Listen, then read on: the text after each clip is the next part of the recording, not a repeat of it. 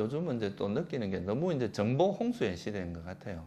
정보가 너무 많이 쏟아지고 또 사람들이 이제 자기가 원하는 정보를 쉽게 얻을 수 있고 이렇기 때문에 그런 정보들 속에서도 이제 보면은 되게 좀 속된 말로 나쁜 쓰레기 같은 그런 정보도 있고 되게 양질의 정보도 있고 이런데 이런 거를 이제 일반 사람들이 구분할 수 있는 지혜가 별로 없기 때문에 그런 거에 무차별 이렇게 이제 그 노출되어서 그런 거에 오염되고 중독되고 이러기도 하는데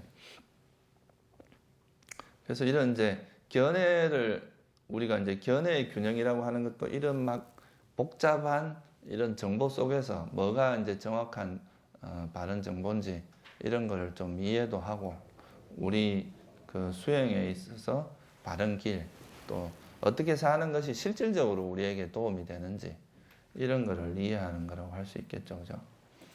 그래서 사실 이제 요즘은 보면은 그 옛날에 그래도 우리나라 사람들은 좀 그 불교적인 역사, 우리나라 역사 자체가 이제 불교적인 역사가 있었기 때문에 뭐 인과응보라니 이런 말은 좀 대체로 믿었던 편이거든요. 인과라는 거, 그러니까 내가 잘못한 행위가 있으면 거기에 대해서 분명히 가보가 온다.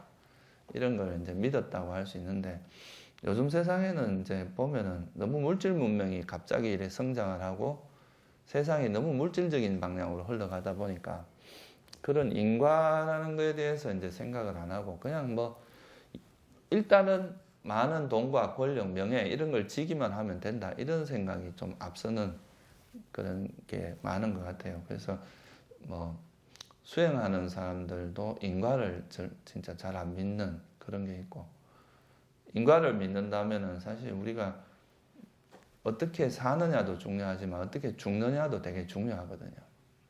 그러니까 죽을 때 우리가 정말 이렇게 선한 마음으로 죽을 수 있어야 그게 이제 다음에도 고통을 덜 받게 되고 그런데 그런 거에 대해서 이제 그냥 그거는 하나의 소설로 이해를 하는 경우도 많은 것 같아요, 사람들이. 그건 그냥 부처님의 방편설이다. 실제로 뭐 그런 거는 없다. 이렇게 생각을 하는 경우도 있는데 그렇게 말하면 불교 자체가 성립이 안 되는 거거든요. 수많은 니까에서 끊임없이 그런 걸 이야기하고 있는데 이런 업을 지으면 뭐 이렇게 태어나고 그런 거를 부정한다 그러면 이제 이 불교 자체를 부정하는 거랑 비슷하거든요. 그래서 이런 이제 인과라는 거 그리고 선한 법을 행하면 분명히 여러분한테 이익이 있다는 거 이런 거를 믿는 것은 되게 중요한 어떤 믿음이라고 할 수 있거든요. 그래서 우리가 이런 수행하는 거의 의미를 한 번쯤은 되새겨 볼 필요가 있습니다. 그냥 이게 막연히 그냥 뭐 하는 게 아니라 우리 삶에서 되게 중요한 부분이라는 거. 그래서 그런 거에 대한 이제 이런 거를 우리가 불교에서 하는 말로 뭐라고 하냐면 이제 발심이라고 이야기를 하거든요. 그러니까 좀 이런 진리에 대해서 좀 어떤 정도 마음이 일어났을 때 이런 법이 이렇게 마음에 들어올 수가 있는데 그런 관심이 없는 상태에서 이런 걸 들으면 그냥 이게 또 되게 이제 먼 나라 이야기 같고 우리 현실하고는 좀 안 맞는 이야기 같고 이렇게 생각할 수도 있거든요. 그래서 이런 그 부처님 말씀하신 선하다, 불선하다 하는 이거는 부처님 말씀하신 이 선법이라고 하는 것이 실제로 우리 삶에 유익하다는 걸 좀 이해를 할 필요가 있거든요. 그게 그냥 어떤 뭐 성자들만 행하는 뭐 그런 저 먼 세상의 이야기가 아니고 우리가 이 삶을 살아가는 데 있어서 그 선법을 실천하지 않고 불선법을 자꾸 실천하는 불선법을 쫓아가는 것이 우리 삶에 불이익을 준다는 것에 대해서 명확한 이제 그 믿음 또 신뢰 이런 거를 가지는 것이 또 수행하는 데 있어서 되게 중요하다고 할 수 있어요. 그게 이제 발심하는 그 발심이라고 할 수 있어요. 그 이게 보면 제가 이제 학교 다닐 때 이제 아르바이트를 많이 했는데 저는 수학과니까 그런 과외 같은 거에서는 상당히 인기가 있었거든요. 그래서 과외를 많이 했는데 그 과외 같은 거 할 때 보면 이제 공부를 이제 할 의욕이 있는 사람들을 가르치면 상당히 효과가 있어요. 근데 공부하기 싫은 사람을 억지로 잡아하고 가르치면 이건 굉장히 힘듭니다. 가르쳐줘도 말도 안 듣고 자꾸 이제 엉뚱한 짓만 하려고 하고. 그래서 여러분들도 이런 이제 수행 같은 경우는 여러분들이 먼저 마음이 발심이 돼야 이런 법에 대해서 귀가 열리거든요. 귀가 열리고 그런 부처님의 가르침을 받아들일 수 있는 자세가 되는데, 그렇게 돼야 이게 이제 그 법의 소중함도 이해를 하고, 진짜 우리 사회, 우리 삶에서 중요한 힘이라고 하는 건 이런 지혜나 자비, 이런 거의 힘이 진짜 힘이거든요. 돈이나 권력의 힘이라는 것은 일시적인 거란 말이에요. 그런 것은 그렇게 지속적이지도 못하고, 죽을 때는 권력이나 명예 다 못 가져갑니다. 그렇지만 지혜와 이런 자비의 힘은 죽을 때도 자기 업으로 가져가는 거거든. 그래서 이제 그런 거를 좀 생각하고 이런 법을 좀 공부를 하면은 좀 더 법에 대해서 이제 이해하기가 쉽다는 거죠. 그래서 이제 그런 관점에서 이해를 해야 이런 이야기가 좀 의미가 있습니다. 안 그러면 이건 좀 세상하고 좀 동떨어진 이야기 같다, 이렇게 생각할 수도 있거든요. 그래서 이제 우리가 진리를 보는 입장, 그러니까 진리를 본다는 건 뭐냐 하면, 우리가 보고 싶은 대로 보는 게 아니라 그 세상이 존재하는 그 모습을 그대로, 실제 있는 그대로 보는 이런 눈이 있어야 된다 이거죠. 이런 눈이 있고, 그리고 나서 또 이제 뭐 그거를 좀 우리 삶에 잘 적용을 하고 이런 거는 괜찮겠죠, 그죠? 그래서 이제 있는 그대로 보기 위해서는 이런 균형 잡힌 마음이 필요하다 이거예요.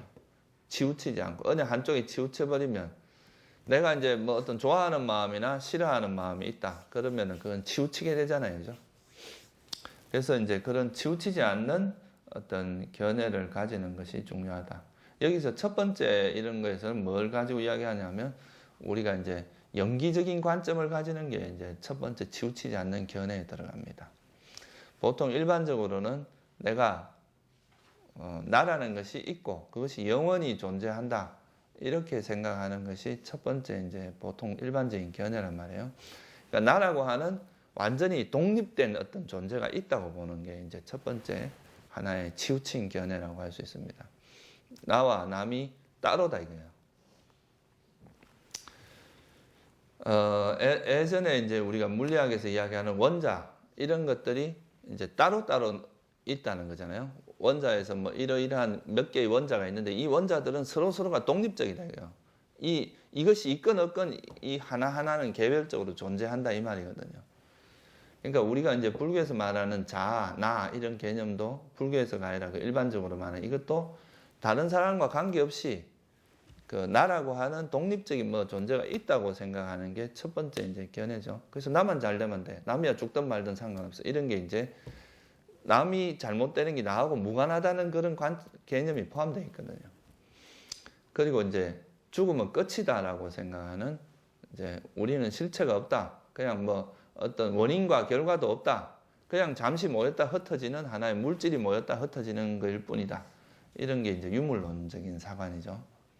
그래서 이런 것이 이제 일반적인 견해인데, 부처님은 이걸 뭐라고 했냐면, 모든 일에는 원인이 있다, 조건이 있다, 이렇게 말씀하신 거죠. 이 세상에 일어나는 것에서 원인 없이, 조건 없이 일어나는 건 없다. 모든 것이 연관되어 있다, 조건 지어져 있다. 옛날엔 조물주가 뭐 창조론을 조물주가 이 세상에 뭐가 있으라 하니까 있었다, 이렇게 말하지만, 실제 요즘 이제 뭐 과학이 밝혀낸 걸 보면 어때요? 어떤 조건의 결합에 의해서 이루어진다는 것이 다 밝혀졌죠, 그죠? 뭐 적당한 원소들이 있고, 거기에 뭐 요즘 힉스 입자라고 하는 게 결합되면서 질량이 생기고, 뭐 이런. 그러니까 과거에는 그것이 뭐 어떤 그 조물주라든가 어떤 특정한 막 절대적인 어떤 힘에 의해서 툭 튀어나온 것처럼 이렇게 생각을 했지만, 이제 요즘 과학이 발전하면서 밝혀지는 게 뭐 어떤 적당한 원소들이 결합을 해야 뭔가 새로운 게 또 질량도 생기고 또 어떤 물질도 생기고 이런 거라는 거죠. 그래서 이제 이거를 부처님은 2500년 전에 말씀을 하셨어요. 이 세상에 있는 모든 현상들은 어떤 조건의 결합에 의해서 일어났다가 조건이 사라지면 사라진다. 이게 사실은 되게 엄청난 말이거든요. 우리가 이제 워낙 자꾸 듣다 보니까 뭐 그런가 보다 이렇게 생각할 수 있지만, 여러분들이 나중에 수행을 하시면서 이걸 계속 곱씹어서 이렇게 생각을 해보면, 그게 반조를 해보고 깊이 관찰해보면 이 모든 것이 조건 따라 일어난다, 이 말이 엄청난 그런 의미를 갖고 있는 말입니다. 이거를 이해하면은 그걸 이제 불교에서는 수다원이라고 하거든요. 이걸 진짜 제대로 이해를 한 사람은. 수다원이 되면 이제 연기에 대해서 제대로 이해를 하게 돼요. 그래서 이런 이제 조건 따라 일어난다는 것을 알게 되면 어떤 조건 따라 모든 게 일어난다, 이 말은 뭐냐면 서로가 어떻게 됐다는 이야기예요. 얽혀 있다, 이 말이죠. 그죠? 서로 연관되어 있다. 무관할 수 없다, 이 말이에요. 옛날에 뭐 그러면 나비 효과라고 있었잖아요. 그죠? 뭐 저 미국에서 뭐가 이렇게 한번 뛰면 여기 다리가 무너진다, 뭐 이런 이야기가 있었죠. 그게 이제 과학적으로 사실 가능한 이야기를 이제 뭐 이런 파동 같은 게 이제 작용을 해서 그런 게 가능하다고 이야기하는 건데, 실제 우리가 여기서 요즘은 그렇잖아요. 미국에서 누가 총을 쏴도 이런 이제 옛날에는 그런 게 보도가 안 돼서 잘 몰랐던 그런 영향이 아주 미미하긴 하지만 연관이 안 돼 있는 건 아니다 이거예요. 이 세상이라는 것이. 여러분들이 지금 뭐 입고 있는 옷도 그냥 아무 무관하게 있는 게 아니라 그거를 만들기 위해서 수많은 사람이 있어야 되고, 또 뭐 그 옷의 재료를 만드는 사람, 가공하는 사람, 또 운반하는 사람, 이런 게 다 이루어져야 내가 이제 이런 옷들이 만들어지는 거잖아요. 그런 것처럼 이 세상에 있는 모든 것이 이제 조건이 있다, 이 말은 독립되어 있지 않고 서로 의지하고 있다. 서로가 이제 의존하고 있다. 그러니까 영어로 말하면 이 independent하고 dependent의 차이거든요. 우리 수학에서도 이걸 많이 쓰는 용어입니다. 이 independent하고 dependent라는 용어는 서로 관계없이 이거하고 이건 전혀 무관한 거, 이런 거를 우리가 이제 서로 독립되어 있다. 수학에서 1.0하고 0.1은 둘이가 이제 서로 이렇게 만들어낼 수 있는, 이제 뭐 한쪽에다 정수배를 해서 만들어낼 수 있는 게 없는 이런 것들은 무관하다, 이렇게 이야기하는 것처럼 비슷하거든요, 이게. 하여튼 이게 어떤 조건에 의해서, 이 독립적이란 말은 어떤 조건에 의해서도 이거를 어떤 변화시키거나 이거를 어떻게 만들어내거나 이렇게 할 수 없다는 말이거든요. 그런데 우리 삶이라고 하는 것은 다 조건지어져 있다. 의존하고 있다, 이 말이거든. 여러분 몸도 부모가 있어야 되잖아요. 또 부모가 있어야 되고, 그 두 분이 또 이렇게 잠자리를 같이 해야 되고, 그리고 거기에 여러분들의 의식이 결합을 해야 이게 이제 소위 말 사람이라는 존재가 형성이 된다고 보는 거죠. 그래서 그런 모든 것이 조건 지어져 있다는 이걸 아는 것이 우리가 이제 세상을 바라보는 관점에서 굉장히 큰 변화가 일어납니다. 독립되어 있다고 생각하면 남이 죽든 말든 나만 잘 되면 된다, 이렇게 생각할 수도 있겠죠. 그죠? 나라는 존재와 남은 무관하다고 생각하니까 내가 잘 되면 그만이다, 이렇게 생각할 수도 있겠지만, 근데 서로가 항상 의존하고 있고 연관되어 있다, 이렇게 의존하고 있다고 생각을 하면 나와 남이 같이 잘 되는 것이 의미가 있고, 나와 남이 무관하지 않다는 것도 알게 되고, 그러니까 남이 행복한 것이 실제 나도 행복하게 해준다는 거죠. 우리가 이제 보통 이 자해수행을 이야기하는데, 자해수행은 나 이익에 관계없이 남이 행복하기를 바라는 이런 일종의 기도란 말이에요. 근데 이게 실제로 이제 무슨 오하이오 대학인가 뭐 주립대인가 거기서 실험을 해보니까 실제 남을 위해서 기도해 주는 게 사람들 정서를 안정시키는데 굉장히 큰 도움을 준다는 것을 실험 결과로서 나왔다 하더라고요. 그러니까 이게 단순히 남을 위해서 기도를 해주는데 내 마음이 행복해지는 그런 게, 우리가 불교에서 맨날 이야기하지만 그런 게 요즘 뭐 이런 그런 실험 결과에 의해서도 되게 많이 밝혀지고 있는 겁니다. 선한 마음을 일으킨 사람들이 면역 체계가 좋아지고 어떤 심리적으로 안정되고 이런 것들은 많이 밝혀지고 있는 것들인데, 그러니까 결국은 우리가 그 남을 위해서 기도하는 건 사실 내 이익으로, 우리가 일반적인 관점에서 보면 내 이익하고 전혀 관계가 없는 이야기인데 그게 우리 마음에 오히려 행복을 준다는 거. 그러니까 이 세상에 있는 그런 것들이 이제 연관되어 있다. 조건 따라 일어나고 조건 따라 사라진다는 것은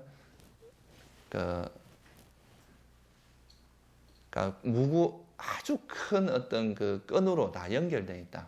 이런 거를 이제 우리가 그 중국 불교에서는 화엄경 같은 데서는 중중무진연기라 그럽니다. 이게 서로 막 이렇게 연결되기 때문에 다하지 않는 연기로서 다 이렇게 서로 연결되어 있는 이런 거를 이야기를 하죠. 그래서 이렇게 바라보면 이제 나와 너라는 이런 개념 자체가 없어진다. 나라는 걸 독립적으로 떼내갖고 나라고 할 만한 게 없다는 거죠. 이게 이제 어떤 전체적인 사람들의 관계 속에서 나라는 게 존재할 수 있는 거지, 나만 똑 떼어내갖고 남과 관계없는 그런 나라는 걸 존재할 수 없다. 이게 이제 무아의 개념하고 연결이 되는 거죠. 그죠? 이런 관점이 있기 때문에 이제 무아라는 개념이 형성이 되는 거죠. 고정불변하는 독립적인 나라고 하는 것은 없다 이거예요. 다 연관되어 있고 서로가 관련지어져 있다. 이게 이제 이렇게 바라보는 것이 이제 견해의 중도입니다. 그게 이제 균형 잡힌 견해다 이거죠.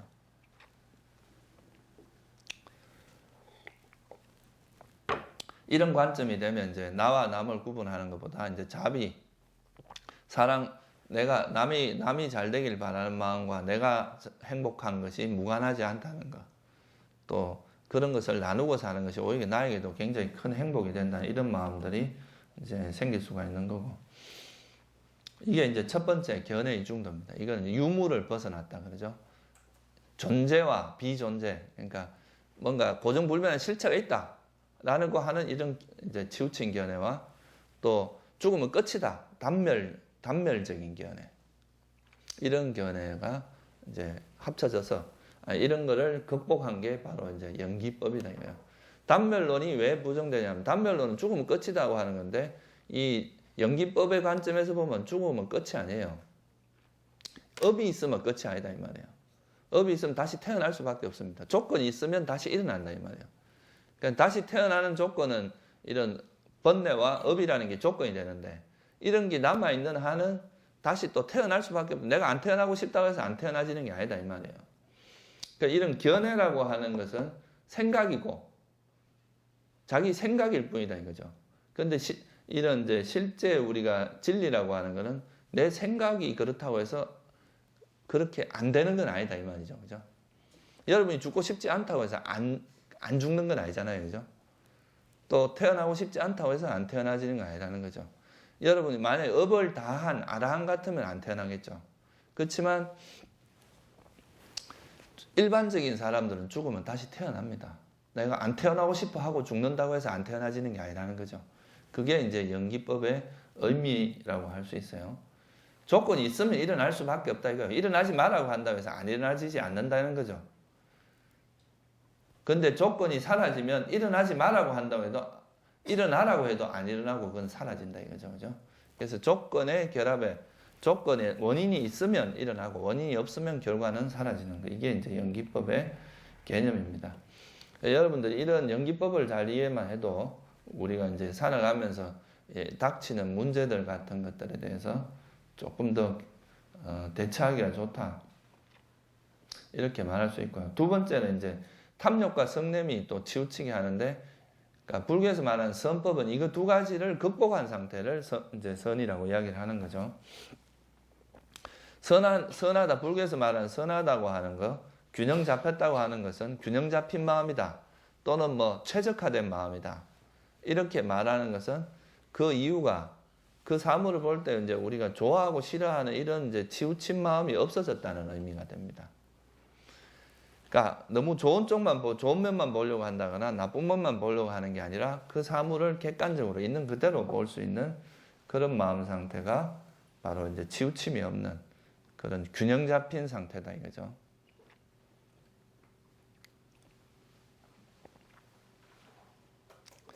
제가 컴퓨터로 많이 이야기를 하지만 이 컴퓨터에서 말하면 탐욕과 성냄은 바이러스나 악성 코드나 비슷합니다. 그래서 이런 것들이 있으면 컴퓨터가 제 역할을 못하고 이제 뭔가 버벅대거나 잘못된 결과를 도출하거나 이렇게 하는데 이런 게 없어지면, 그러니까 탐욕과 성냄이라고 하는 이런 악성 코드나 또는 이제 그 바이러스를 다 제거하고 나면 컴퓨터가 아주 쌩쌩하게 돌아가는 이런 상태를 균형 잡힌 상태다 이 말이에요. 그게 이제 최적화된 상태고, 그런 상태가 돼야 진리를 알 수 있다는 거죠. 그래서 이런 관점을 가지고 우리가 이제 수행에 임해야 된다 이거죠. 그죠? 이런 마음 상태로. 그렇게 되면은 쉽게 말해서 예를 들어 수행을 할 때도 내가 수행에 대해서 좋은 결과가 올 때 거기 집착하는 거 이런 것도 탐욕이 작용하는 거고 이런 균형 잡힌 마음 상태가 아니라는 거예요. 그런 거에 대해서 우리가 이제 집착하지 않고 또 나쁜 결과가 온다고 해서 거기에 대해서 막 실망하거나 싫어하지 않고 그냥 내가 내 앞에 다가오는 그런 수행을 그냥 있는 그대로 이렇게 받아들이는 연습.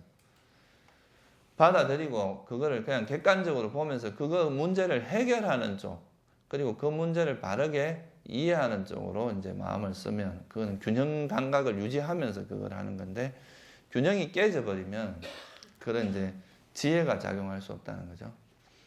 그래서 이제 지혜가 작용하는 데 있어서 아주 중요한 부분이 이런 균형 감각입니다. 균형이 마음의 균형이 안 깨져야 지혜가 작용하는 거지. 마음의 균형이 깨지면 지혜가 작용할 수가 없습니다. 일반적으로 보면 사람들은 자기가 보고 싶은 것만 보려고 하는 거 이런 것도 다 균형 감각이 없어서 그런 거거든요. 그렇게 하면은 되게 이제 자기 생각에 빠져가 살아가는 거지 실제 그 진리를 보기는 어렵다고 볼 수 있어요. 그래서 요게 이제 요 두 가지가 일종의 대표적인 견해 우리가 이제 생각 이런 걸 할 때 균형 감각이라고 할 수 있고요.